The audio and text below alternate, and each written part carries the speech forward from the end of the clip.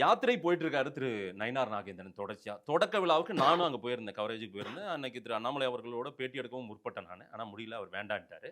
இருந்தாலும் நான் சொல்றேன். அதற்கு பிறகாக எந்த யாத்திரை நிகழ்விலும் அவர் பங்கேற்கல. குறிப்பா மேட்டுப்பாளையம், கோயம்புத்தூர், அவிநாசி போன்ற இடங்கள்லாம் கூட யாத்திரையை நடத்தியிருக்காரு திரு நயினார் நாகேந்திரன். அங்கேயும் பங்கேற்காமல் கோவா போயிருக்காரு. அவருக்கு கொடுக்கப்பட்ட வேலையின் காரணமா அங்க போயிருக்காரு ரைட்டு. பட் இந்த மாரி ஒரு யாத்திரை நிகழ்வுல அண்ணாமலையும் பங்கேற்றால் இன்னும் ஒரு கூடுதல் ஒரு பலம் கிடைக்கும்ல. ஏன் அத தவிர்க்கிறாரு? அண்ணாமலை அவர்கள் இந்த லை லோ ப்ரொஃபைல்ல இருக்கிறது சரின்னு தான் எனக்கு தோணுது. அப்பதான் பாஜகவுடைய உண்மையான பலம் என்ன அப்படிங்கிறது தெரியும்.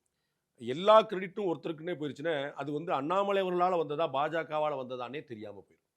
அப்ப அண்ணாமலை அவர்கள் லோ ப்ரொஃபைல் இருக்கிறாரு, அவர் சரியாக பயன்படுத்திக் கொள்ளப்படவில்லை, அல்லது அவர் ஒத்துழைக்கவில்லை, எப்படினாலும் நீங்க வச்சுங்க, ஏதோ ஒரு கணக்கில் வச்சிருந்தாரு. அவருடைய நேரடி முழு பங்களிப்பு பெரும்பங்களிப்பு அவர் தேர்தல் நேரத்தில் பெருசா பங்களிப்பாருன்னு வச்சுக்கோங்க, அது செப்பரேட் கேஸ். நான் உங்களுக்கு இன்னைக்கு தேதிக்கு சொல்றேன். தேர்தல் நேரத்தில் கட்டாயம் பங்களிப்பாரு. பாஜக அவர் வேஸ்ட் பண்ணிடாது, யூஸ் பண்ணணும்.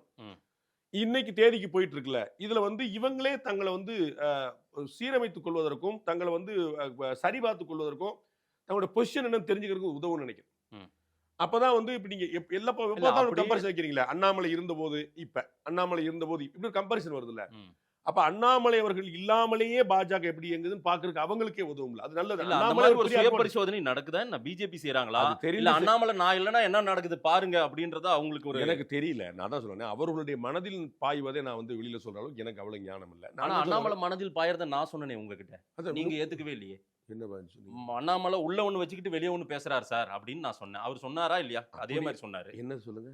நான் என் மனசு ஒண்ணு சொல்லுது, ஆனால் உள்ள நான் வெளியில ஒண்ணு பேசுறேன். வாய் ஒண்ணு சொல்லுது, மனசு ஒண்ணு சொல்லுதுன்னு சொன்னாரா?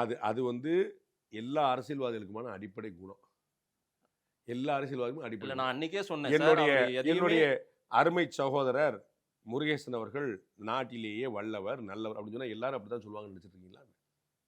அதெல்லாம் உள்ளொன்று வைத்து வெளியில ஒன்று பேசுறது அரசியல்வாதிகள் குணம். அவர் வெள்ளந்தி புது அரசியல்வாதி, அதனால வெளியில சொல்லிட்டார். அவ்வளவுதான். எல்லா அரசியல்வாதியும் செய்வாங்க. எல்லாம் இருந்துட்டு வெளியில போனோடனே ஒருத்தர் பத்தி மாத்தி பேசுறது எல்லா அரசியல்வாதிகளுக்கும் அடிப்படை குணம். அது கேரக்டர். அது அது பிரச்சனை இல்லை.